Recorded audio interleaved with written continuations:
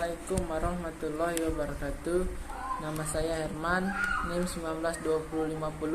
1920502058 dari kelas BPIB. Anak berkebutuhan khusus tunanetra. Pengertian tunanetra. Kata tunanetra dalam Kamus Besar Bahasa Indonesia berasal dari kata tuna yang artinya rusak atau cacat, dan kata netra yang artinya adalah mata atau alat penglihatan. Jadi kata tunanetra adalah rusak penglihatan, sedangkan orang yang buta adalah orang yang rusak penglihatannya secara total.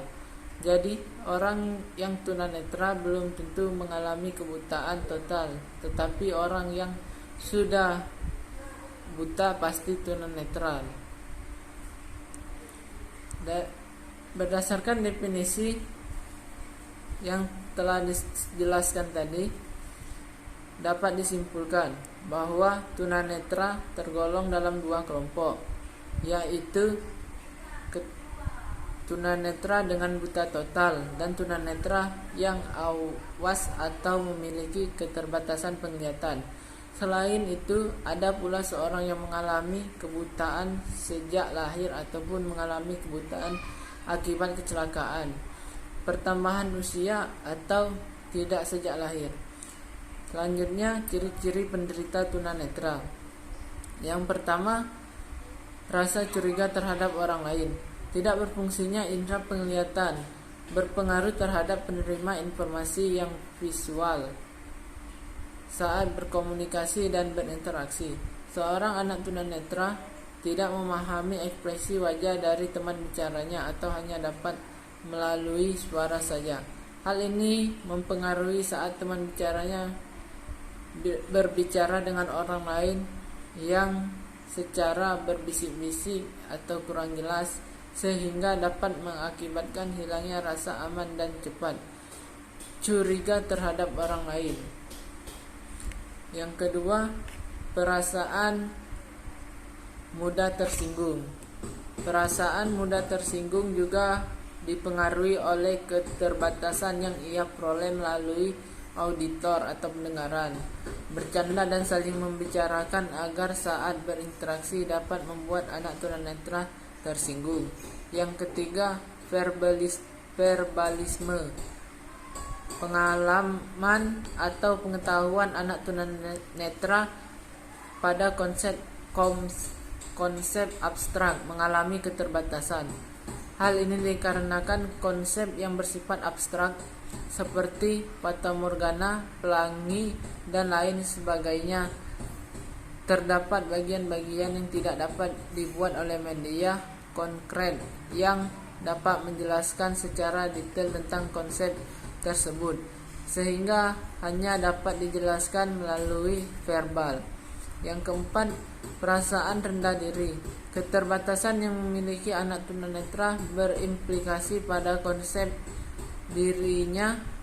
Implikasi keterbatasan penglihatan yaitu perasaan rendah diri untuk bergaul dan berkompetisi dengan orang lain. Yang kelima, adatan. Adatan merupakan upaya rangsang bagi anak tunanetra melalui indera non-visual.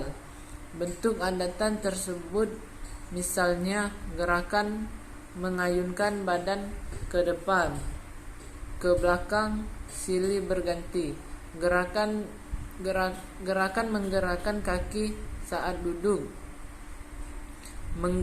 menggeleng-gelengkan kepala, dan lain sebagainya. Adatan dilakukan oleh anak tunanetra sebagai pengganti apabila dalam suatu kondisi anak yang tidak memiliki rangsangan baginya.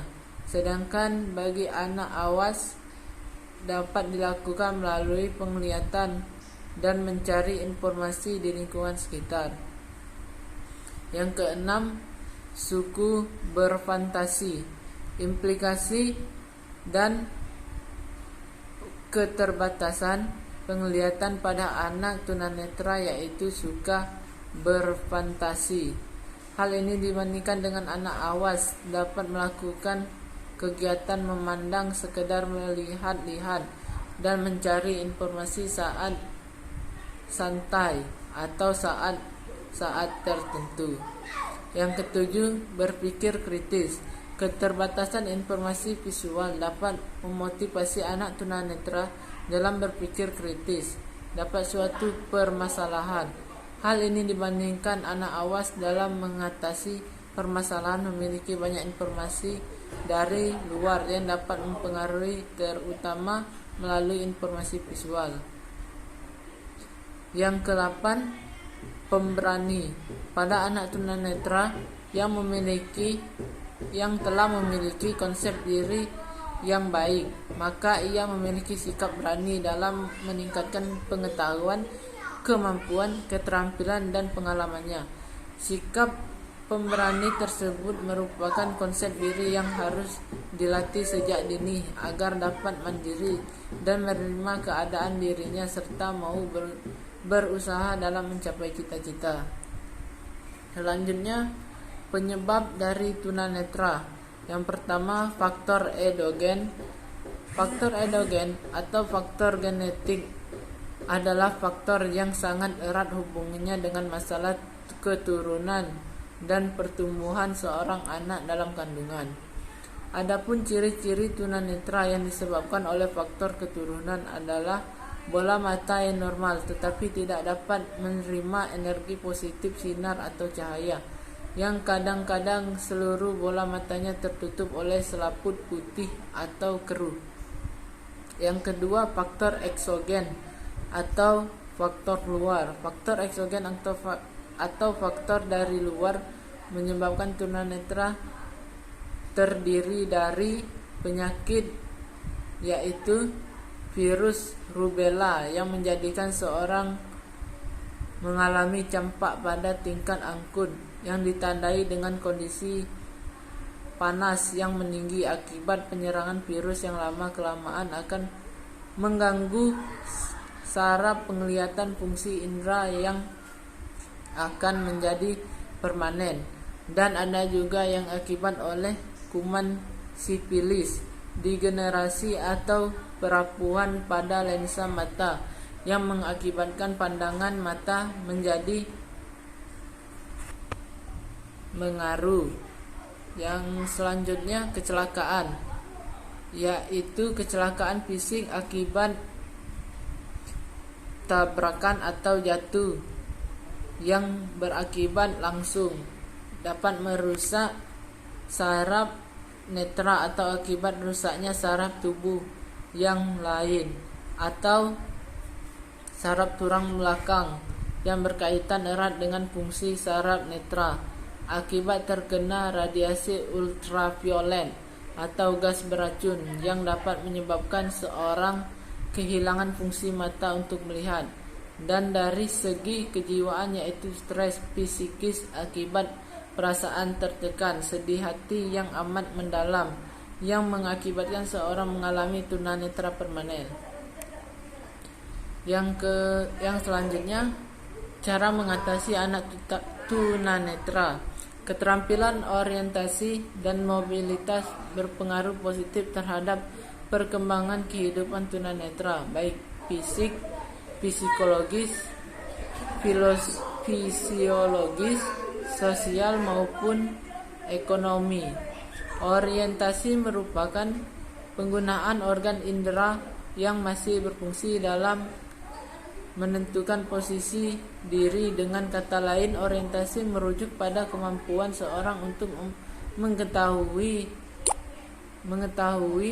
dan menyadari keadaan atau posisi dirinya dalam suatu lingkungan dan hubungannya dengan objek-objek lain yang ada dalam lingkungan tersebut. Sedangkan mobilitas yaitu kemampuan serta kesanggupan seorang tunanetra untuk bergerak atau berpindah tempat secara mudah, cepat, tepat, dan selamat dengan teknik yang efektif. Orientasi dan mobilitas secara fisik, tunanetra akan memiliki bentuk tubuh yang baik secara fisiologi. Anggota tubuhnya akan bekerja dengan baik dan postur tubuh yang lebih tertata sesuai dengan fungsi dan tugas tubuh itu sendiri.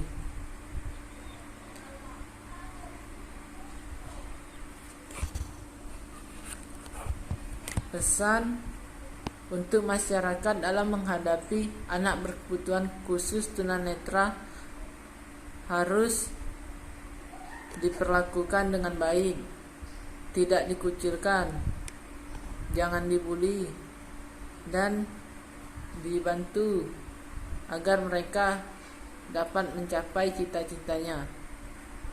Mungkin itu saja yang dapat saya jelaskan. Wassalamualaikum warahmatullahi wabarakatuh.